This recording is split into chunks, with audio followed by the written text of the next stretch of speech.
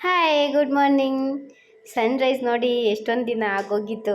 ಅಂದರೆ ಬೆಳಿಗ್ಗೆ ಬೇಗ ಎದ್ರೂ ಹೊರಗಡೆ ಹೋಗ್ತಿರ್ಲಿಲ್ಲ. ಬೆಳಿಗ್ಗೆ ಬೇಗ ಎದ್ದು ಹಸ್ಬೆಂಡ್ಗೆ ತಿಂಡಿ ಪ್ರಿಪೇರ್ ಮಾಡೋ ಅಷ್ಟರಲ್ಲಿ, ಮಗು ಹೇಳೋ ಅಷ್ಟರಲ್ಲಿ ಏನಾದರೂ ಮಾಡಿಬಿಡ್ಬೇಕು ಅಂತ ಹೇಳ್ಬಿಟ್ಟು ಹೊರಗಡೆ ಹೋಗ್ತಾ ಇರಲಿಲ್ಲ. ಒಳಗಡೆ ಬೇಗ ಬೇಗ ಎದ್ದು ತಿಂಡಿ ಮಾಡ್ಕೊತಾ ಇದ್ದೆ. ಬಟ್ ಹಬ್ಬದ ದಿನ ಹೊರಗಡೆ ಹೋಯ್ತು. ಬಾಗಿಲು ಓಪನ್ ಮಾಡಿದ ತಕ್ಷಣ ಸನ್ರೈಸ್ ನೋಡಿ ಫುಲ್ ಖುಷಿಯಾಗೋಯ್ತು. ಎಷ್ಟೊಂದು ದಿನ ಆಗೋಗಿತ್ತು ಅಂತ ಹೇಳ್ಬಿಟ್ಟು ಹಬ್ಬಕ್ಕೆ ಏನಾದರೂ ರೆಡಿ ಮಾಡ್ಕೊಳ್ಳೋಣ. ಹಬ್ಬ ಮಾಡೋದಿನ್ನೇನು ಲೇಟ್ ಆಗುತ್ತೆ, ಮಗು ಇದೆ ಅಲ್ವಾ, ಅವನಿಗೆ ತಿನ್ನಿಸಿ ನಾನು ಮನೆ ಕ್ಲೀನ್ ಮಾಡಿಕೊಂಡು ನಾನು ಸ್ನಾನ ಮಾಡಿಕೊಂಡು ಪೂಜೆ ಮಾಡಿ ಸ್ವಲ್ಪ ಹೊರಗಡೆನೂ ಹೋಗಿ ಬರೋದಿತ್ತು, ಸ್ವಲ್ಪ ಶಾಪಿಂಗ್ ಮಾಡೋದಿತ್ತು. ಶಾಪಿಂಗ್ ಅಂದರೆ ಶಾಪಿಂಗ್ ಅಲ್ಲ, ಸ್ವಲ್ಪ ಮನೆಗೆ ರೇಷನ್ನು ತರಕಾರಿ ತರೋದಿತ್ತು. ಹಾಗಾಗಿ ಲೇಟಾಗಿ ಮಾಡೋಣ, ಮಧ್ಯಾಹ್ನದ ಮೇಲೆ ಮಾಡೋಣ ಅಂತ ಅಂದ್ಕೊಂಡು ಯಾಕೋ ಸ್ವಲ್ಪ ಅನೀಸಿ ಅನ್ನಿಸ್ತಿತ್ತು ಅಂತ ಸ್ವಲ್ಪ ಜೀರಿಗೆನ ಬಿಸಿ ನೀರಿಗೆ ಸ್ವಲ್ಪ ಜೀರಿಗೆ ಹಾಕ್ಕೊಂಡು ನಾನು ಕುಡ್ಕೊಂಡೆ. ನಂತರ ನನ್ನ ಮಗನ ಅಷ್ಟರಲ್ಲಿ ಎದ್ದ. ಎಲ್ಲ ಕ್ಲೀನ್ ಮಾಡಿ ಹೊತ್ತಿಗೆ 8:45 ಆಗಿತ್ತು ಟೈಮು. ನಾನು ನಿನ್ನೆ ಅಕ್ಕನ ಮನೆಗೆ ಹೋಗಿದ್ದೆ ಬ್ಯಾಂಗ್ಳೂರಿಗೆ. ಸೊ ಅಲ್ಲಿಂದ ಬರೋದು ಲೇಟಾಗಿ ಹೋಯಿತು. ಸಂಜೆ ಮಳೆ ಅಂದರೆ ಫುಲ್ಲು ಮಳೆ ಮೈಸೂರಲ್ಲಿ. ಅಲ್ಲಿಂದ ಬರೋದು ತುಂಬ ಲೇಟ್ ಆಯಿತು. ಹಾಗಾಗಿ ಟಯರ್ಡ್ ಆಗೋಯಿತು ಬಸ್ಸಲ್ಲಿ. ಇವನ್ನ ಎತ್ಕೊಂಡು ಬಸ್ಸಲ್ಲಿ ಟ್ರಾವೆಲ್ ಮಾಡೋದು ಸಿಕ್ಕಾಪಟ್ಟೆ ಟಯರ್ಡ್ ಆಗೋಯಿತು. ಸೊ ಬಂದು ಮನೆ ಕ್ಲೀನ್ ಮಾಡೋಕ್ಕಾಗಲಿಲ್ಲ. ಸೊ ಹಬ್ಬ ಅಲ್ವಾ, ಹಾಗೆ ಮಾಡಿದ್ರೆ ಚೆನ್ನಾಗಿ ಅನಿಸಲ್ಲ ಅಂತೇಳಿ ಅವತ್ತು ಹಾಕಿ ಬೆಳಿಗ್ಗೆ 6 ಗಂಟೆಗೆ ಎದ್ದು ಮನೆಯೆಲ್ಲ ಕ್ಲೀನ್ ಮಾಡಿ ಏನಾದರೂ ಮಾಡಿ ತಿನ್ನಿಸಿ ನಂತರ ಸ್ನಾನ ಪೂಜೆ ಎಲ್ಲ ಮಾಡಿ ಆಮೇಲೆ ಹಬ್ಬ ಮಾಡಬೇಕು. ಎಷ್ಟೊತ್ತಾಗುತ್ತೋ ಗೊತ್ತಿಲ್ಲ. ಇವನನ್ನು ಇಟ್ಕೊಂಡು ಮಾಡೋದು ಆಲ್ರೆಡಿ ನೋಡಿ. ಈ ತರಲೆ ನನ್ನ ಮಗನ ಇಟ್ಕೊಂಡು ಅದೇನು ಹಬ್ಬ ಮಾಡ್ತೀನೋ ಗೊತ್ತಿಲ್ಲ, ನೋಡೋಣ ಹೇಗಾಗುತ್ತೆ. ಕ್ಯಾರೆಟ್ನ ಸ್ವಲ್ಪ ಬೇಯಿಸ್ಕೊಂಡು ಒಂದು ಎರಡು ಕ್ಯಾರೆಟ್ನ ಎಕ್ಸ್ಟ್ರಾ ಬೇಯಿಸ್ಕೊಂಡೆ. ಹಾಗೆಯೇ ನಂತರ ಸ್ವಲ್ಪ ಅದಕ್ಕೆ ರವೆನ ನೀಟಾಗಿ ಹುರ್ಕೊಂಡೆ. ಕ್ಯಾರೆಟ್ ರವೆನ ಮಿಕ್ಸ್ ಮಾಡಿ ಒಂದು ಡಿಶ್ ಥರ ಮಾಡಿ ಅವನಿಗೆ ತಿನ್ನಿಸಿದೆ. ಏನಾದರೂ ಈ ಥರ ಡಿಫ್ರೆಂಟಾಗಿ ಏನಾದರೂ ಟ್ರೈ ಮಾಡ್ತಾ ಇರ್ತೀನಿ. ಅಂದರೆ ಪ್ರಯೋಗ ಮಾಡಲ್ಲ ಅಂದಮೇಲೆ ಇದ್ರ ರೆಸಿಪೀಸ್ ನನಗೆ ಗೊತ್ತಿರುತ್ತೆ. ಹೀಗೆ ನನ್ನ ಅಕ್ಕ ಅವ್ರ ಪಾಪುಗಳಿಗೆ ತಿನ್ನಿಸಿದ್ದನ್ನು ನಾನು ನೋಡಿದ್ದೀನಿ. ಅವನಿಗೂ ಏನಾದರೂ ಹೆಲ್ದಿಯಾಗಿ ಮಾಡಿಕೊಡ್ಬೇಕಲ್ವ. ಅವನಿಗೆ ನಾನು ಈಗ 1.5 ವರ್ಷ ಆದರೂ ರಾಗಿ ಸರಿನ ಕೊಡ್ತೀನಿ. ಈವ್ನಿಂಗ್ ಟೈಮಲ್ಲಿ ಕೊಡ್ತೀನಿ ಅವನಿಗೆ, ಸ್ನ್ಯಾಕ್ಸ್ ಟೈಮ್ ಥರ. 3 ಟೈಮ್ಸ್ ಬರೀ ರೈಸೇ ಆಗುತ್ತೆ, ನನಗೆ ಅಷ್ಟು ಸ್ಯಾಟಿಸ್ಫೈ ಆಗಲ್ಲ ಅಂತ ಹೇಳ್ಬಿಟ್ಟು ಕೊನೆಗೆ ಅವನಿಗೆ ಊಟ ಮಾಡಿಸಿ ನಾನು ಟಿಫನಿಗೆ ಏನಾದರೂ ಮಾಡ್ಕೊಳ್ಳೋಣ, ಹಬ್ಬ ಅಂತೂ ಮಾಡೋದಿನ್ನು ಲೇಟಾಗಿ ಹೋಗುತ್ತೆ ಅಂತ ಹೇಳಿಬಿಟ್ಟು ನಾನು ಶಾವಿಗೆ ಇತ್ತು ಫ್ರಿಜ್ಜಲ್ಲಿ,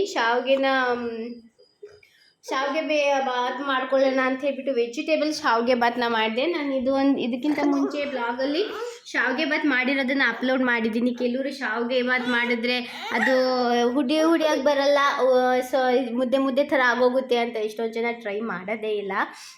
ಅವರಿಗೆ ಅಂತ ನಾನು ಆಲ್ರೆಡಿ ಒಂದು ವಿಡಿಯೋ ಮಾಡಿ ಅಪ್ಲೋಡ್ ಮಾಡಿದ್ದೀನಿ. ಆದರೂ ಒಂದ್ಸತಿ ತೋರಿಸೋಣ, ಇನ್ನೊಂದ್ಸತಿ ಏನೂ ಆಗಲ್ಲ, ಅದನ್ನು ಎಷ್ಟು ಜನ ನೋಡಿರ್ತಾರೆ ಇಲ್ವೋ ಅಂತ ಅಂದ್ಕೊಂಡು ನಿಮಗೋಸ್ಕರ ಮಾಡ್ತಾಯಿದ್ದೀನಿ. ಏನಿಲ್ಲ, ವೆಜಿಟೇಬಲ್ಸು ಮತ್ತು ನಾವು ಚಿತ್ರಾನ್ನಕ್ಕೆ ಏನೋ ಒಗ್ಗರಣೆ ಹಾಕೋತೀವೋ ಅದ್ರ ಜೊತೆಗೆ ವೆಜಿಟೇಬಲ್ಸ್ನೂ ಕೂಡ ಹಾಕೋತಾ ಇದ್ದೀನಿ, ಸ್ವಲ್ಪ ಹೆಲ್ದಿಯಾಗಿರಲಿ ಅಂತ ಹೇಳಿಬಿಟ್ಟು. ಸೊ ನೋಡಿ ಶಾವಿಗೆ ಬಾತು ಎಷ್ಟು ಹುಡಿಯಾಗಿ ಬಂದಿದೆ. ಅಂದರೆ ಶಾವಿಗೆನ ಬೇಯಿಸ್ಕೋಬೇಕಾದ್ರೆ ಸ್ವಲ್ಪ ಅದಕ್ಕೆ ಉಪ್ಪು ಮತ್ತು ಎಣ್ಣೆನ ಹಾಕ್ಕೋಬೇಕು. ನಂತರ ಅದನ್ನು ಸೋಸಬೇಕಾದ್ರೆ ನೀರು ಸೋಸ್ ಆದಮೇಲೆ ಅದ್ರ ಮೇಲೆ ತಣ್ಣೀರು ಹಾಕಿದ್ರೆ ಒಂದಕ್ಕೆ ಒಂದು ಅಂಟ್ಕೊಳ್ಳೋದಿಲ್ಲ, ಹುಡಿಯಾಗಿರುತ್ತೆ, ಈ ಥರ ಉದುರಾಗಿ ಬರುತ್ತೆ. ಸೊ ಫೈನಲಿ ನಮ್ಮದು ಶಾವಿಗೆ ಬಾತ್ ರೆಡಿ ಆಯಿತು. ತುಂಬ ಹೆಲ್ದಿ ಆ್ಯಂಡ್ ಸಿಕ್ಕಾಪಟ್ಟೆ ಟೇಸ್ಟ್ ಕೂಡ ಇತ್ತು. ಅಷ್ಟರಲ್ಲಿ ಹಸ್ಬೆಂಡು ಎದ್ದು ಅವರು ಸ್ನಾನ ಮಾಡಿಕೊಂಡು ಬಾಗಿಲಿಗೆ ತೋರಣ ಕಟ್ಟೋಣ ಅಂತ ಹೇಳಿಬಿಟ್ಟು ಅವರು ಎಲೆಗಳು, ಮಾವಿನ ಎಲೆ ಮತ್ತು ಬೇವಿನ ಎಲೆ ಎಲ್ಲ ತಂದಿದ್ರು. ಬೇವಿನ ಎಲೆನಲ್ಲೇ ಸ್ವಲ್ಪ ಹೂವನ್ನ ಬಿಡಿಸ್ಕೊಂಡೆ ನಾನು. ಆಮೇಲೆ ಬೇವು ಬೆಲ್ಲ ಮಾಡ್ಕೊಳ್ಳೋಣ ಅಂತ ಹೇಳಿಬಿಟ್ಟು ಹೊರಗಡೆ ಹೋಗಿ ಬಂದ್ವಿ. ಹೊರಗಡೆ ಅವನಿಗೊಂದು ಜೊತೆ ಬಟ್ಟೆ ತಗೊಂಡ್ವಿ ಪಾಪುಗೆ, ಅವನ ಹಬ್ಬದ ದಿನ ಹೊಸದು ಹಾಕ್ಕೊಳ್ಳಿ ಅಂತ ಹೇಳ್ಬಿಟ್ಟು. ನಾವು ತರಕಾರಿಯನ್ನೆಲ್ಲ ತೊಗೊಂಡು ಬರೋ ಅಷ್ಟರಲ್ಲೇ 1:30 ಆಗೋಯಿತು. ಬಂದು ಅಲ್ಲಿಂದ ಅವನಿಗೆ ಸ್ನಾನ ಮಾಡಿಸಿ ನಾನು ಮನೆಯೆಲ್ಲ ಕ್ಲೀನ್ ಮಾಡಿಕೊಂಡು ಪೂಜೆ ಎಲ್ಲ ಮಾಡಿಕೊಂಡು ನಾನು ಸ್ನಾನ ಎಲ್ಲ ಮುಗಿಸ್ಕೊಂಡು ಅಡುಗೆ ಮಾಡೋದಕ್ಕೆ ಶುರು ಮಾಡಿದಾಗ 3:30 ಆಗೋಗಿತ್ತು. ಮಧ್ಯಾಹ್ನ ಊಟ ಇಲ್ಲ.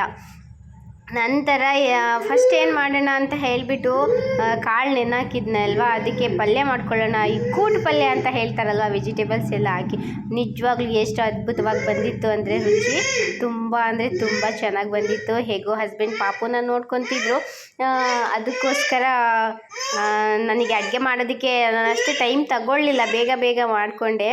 ವೆಜಿಟೇಬಲ್ಸ್ನೆಲ್ಲ ಹಾಕ್ಕೊಂಡು ನಂತರ ಪಲ್ಯನ ಫಸ್ಟ್ ಮಾಡಿಕೊಂಡೆ. ನಾನು ನಿನ್ನೆ ಟಿ ವಿನಲ್ಲಿ ನೋಡಬೇಕಾದ್ರೆ ಒಂದು ಹೋಳಿಗೆ ಮನೆ ಅಂತ ಬೆಂಗಳೂರಲ್ಲಿ ಎಷ್ಟೊಂದು ಜನ ಕ್ಯೂ ನಿಂತಿದ್ರು. ಅಲ್ಲಿ ವರ್ಷಕ್ಕೊಂದಿನ ಬರೋ ಹಬ್ಬಕ್ಕೆ ಎಲ್ಲೋ ಅಂಗಡಿಯಿಂದ ತಂದು ತಿಂದರೆ ಅದೇನು ಸ್ಯಾಟಿಸ್ಫೈ ಆಗುತ್ತೆ, ಅದೇನೋ ಗೊತ್ತಿಲ್ಲಪ್ಪ. ನಮಗೆ ಎಷ್ಟು ಸಂಭ್ರಮ ಸಡಗರ ಇರುತ್ತೆ, ಹಬ್ಬ ಮಾಡಬೇಕು ಮನೆಯಲ್ಲಿ, ಹಬ್ಬ ವಿಧವಾದ ಅಡುಗೆ ಮಾಡಬೇಕು ಅಂತ ಎಲ್ಲ ನಾವು ಅಂದ್ಕೊತೀವಿ. ಬಟ್ ಅವರು ಅಲ್ಲಿ ಒಂದು ಅಷ್ಟು ಜನ ಕ್ಯೂ ನಿಂತಿದ್ದು ನೋಡಿ ನನಗೆ ಆಶ್ಚರ್ಯ ಆಗೋಯ್ತು. ಎಲ್ಲೋ ಇನ್ನೂ ಕೆಲವೊಂದು ಕಡೆ ಅಷ್ಟೇ ಈ ಆಚರಣೆಗಳೆಲ್ಲ ಉಳಿದಿರೋದೇನೋ ಅಂತ ಅನ್ನಿಸ್ತು. ಇರಲಿ, ನಮ್ಮದು ನಾವು ಮಾಡೋಣ ಅಂತ ಹೇಳಿ ಫೈನಲಿ ಪಲ್ಯ ಮಾಡ್ಕೊಳ್ಳೋಣ ಅಂತ ಎಲ್ಲದನ್ನು ರೆಡಿ ಮಾಡಿಕೊಂಡೆ. ಒಂದು ಬಾಣಲಿ ತೊಗೊಂಡು ಈ ಪಲ್ಯ ನಾನು ನಿಮಗೆ ತೋರಿಸ್ತೀನಿ. ತುಂಬ ರುಚಿಯಾಗಿ ಬಂದಿತ್ತು ಈ ಪಲ್ಯ ನಾನು ಮಾಡಿದ್ನಲ್ಲ. ಬಾಣಲಿ ತೊಗೊಂಡು ಅದು ಎಣ್ಣೆ ಹಾಕಿ ಅದಕ್ಕೆ ಸ್ವಲ್ಪ ಸಾಸಿವೆ ಜೀರಿಗೆನ ಹಾಕ್ಕೊಂಡೆ.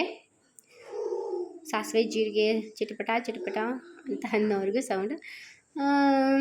ಅದನ್ನು ಹಾಗೆ ಇದೊಂಚೂರು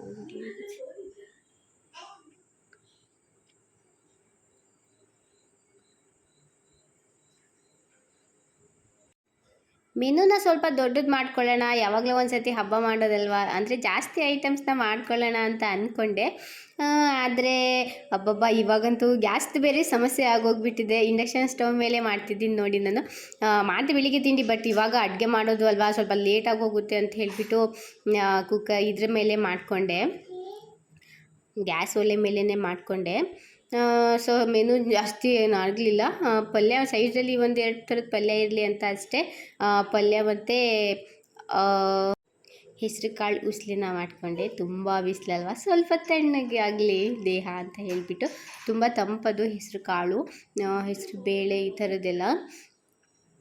ಸೊ ಇದಕ್ಕೆ ನಾನು ನೋಡಿ ಒಗ್ಗರಣೆ ಹಾಕ್ಕೊಂಡು ನಂತರ ಅದಕ್ಕೆ ಬೇಯಿಸಿಟ್ಕೊಂಡಿದ್ದಂತಹ ಕಾಳು ಮತ್ತು ತರಕಾರಿಗಳನ್ನು ಸೇರಿಸ್ಕೊಂಡೆ. ಕಾಳು ಬೇಯಿಸ್ಕೋಬೇಕಾದ್ರೆ ಅದರಲ್ಲಿ ಒಂದು ಟೊಮ್ಯಾಟೋನ ಹಾಕ್ಕೊಂಡಿದ್ದೆ. ನಂತರ ಒಗ್ಗರಣೆಗೂ ಕೂಡ ಇನ್ನೊಂದನ್ನು ಸೇರಿಸ್ಕೊಂಡೆ. ಬೇಕು ಅಂತಂದರೆ ಹುಣಸೆ ಹುಳಿನೂ ಕೂಡ ಹಾಕ್ಕೋಬೋದು.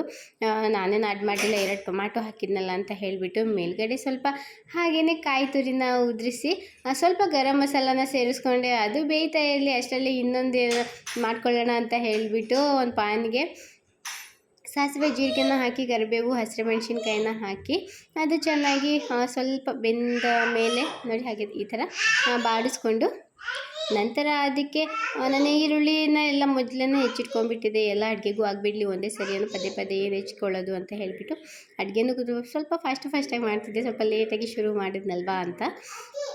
ನಂತರ ಇದೆಲ್ಲ ಹಸಿ ಸ್ಮೆಲ್ ಹೋಗೋವರೆಗೂ ನೀಟಾಗಿ ಎಣ್ಣೆನಲ್ಲೇ ಬಾಡಿಸ್ಕೊಂಡು ನಂತರ ನೋಡಿ ಈ ಥರ ಹೆಸರು ಕಾಳನ್ನ ಹಾಕ್ಕೊಂಡು ಅದಕ್ಕೆ ಸ್ವಲ್ಪ ನೀರು ಹಾಕ್ಕೊಂಡು ಸ್ವಲ್ಪ ಹೊತ್ತು ಬೇಯಿಸ್ಕೊಂಡೆ. ನಂತರ ಅದಕ್ಕೆ ಕಾಯಿ ತುರಿ ಮತ್ತು ರುಚಿಗೆ ತಕ್ಕಷ್ಟು ಉಪ್ಪು ಹಾಕ್ಕೊಂಡು ನೋಡಿ ಎಷ್ಟು ಚೆನ್ನಾಗಿ ಬಂತು, ತಿನ್ನೋದಕ್ಕೂ ಅಷ್ಟೇ ಸೂಪರಾಗಿತ್ತು.